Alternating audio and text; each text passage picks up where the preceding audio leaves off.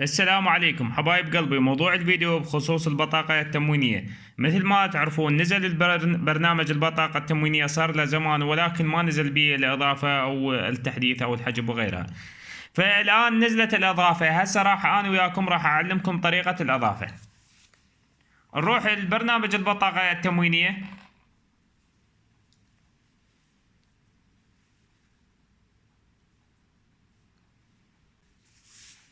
نضغط على الخدمات،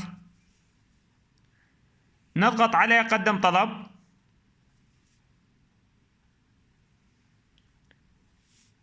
طلب الإضافة بالغ أو طفل، طلب الحجب ورفع الحجب، طلب التحديث. احنا نضغط على طلب الإضافة، طلب إضافة فرد. هنا يقول لك بهاي الكليشة أنت تتحمل مسؤولية المعلومات اللي تدخلها. نضغط متابعة. هنا يقول لنا الشخص اللي نريد نضيفه، نجيب البطاقة الموحدة مالته ونصور الوجه مالتها. يجب أن يكون التصوير على إنارة جيدة.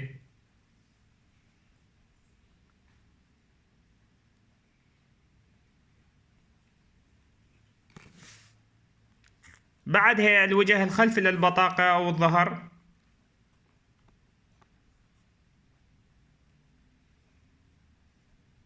حاليا كملنا من البطاقة. نضغط على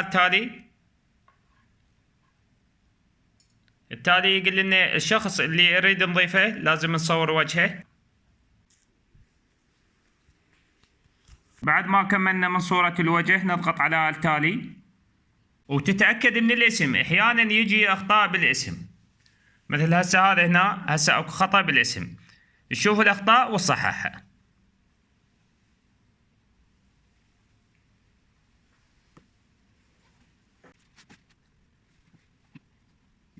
بعد ما كملنا المعلومات تضغط قدم الطلب.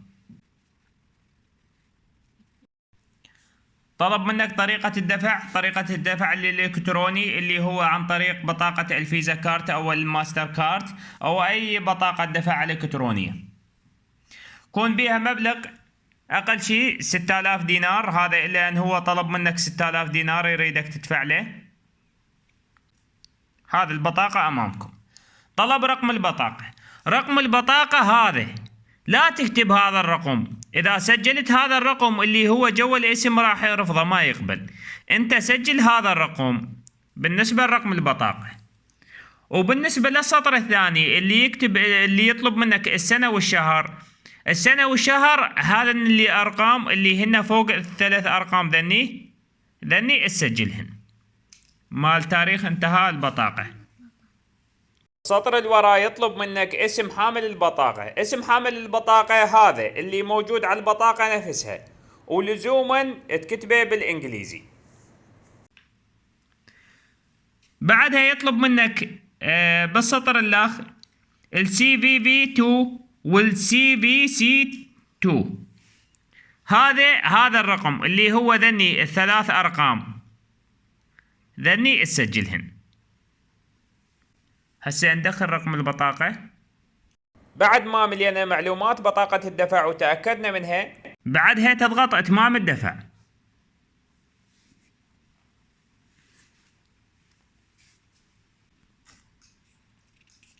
مثل ما واضح أمامكم ظهرت لنا هذه القائمة اللي هي عملية الدفع قيد التنفيذ، عملية الدفع قيد المعالجة، يرجى الانتظار حتى تكتمل. السجل، عملية الدفع مرفوضة مثل ما واضح أمامكم. احنا هذا اللي علينا سويناه وهذه الطريقة وماكو غيرها بعد. فحاولت اوصل لكم الطريقة بأبسط ما يكون، وان شاء الله فهمتوها وصارت عندكم واضحة. اما بخصوص عملية الدفع مرفوضة، ان شاء الله شو وقت ما نوجد الحل انزله لكم وتدللون. وهم ايضا المطورين والمبرمجين بخصوص هذا البرنامج جاي يسعون لحل المشكلة هذه، وان شاء الله خير. في الختام لا تنسوا بلايك للفيديو واشتراك للقناة. في امان الله.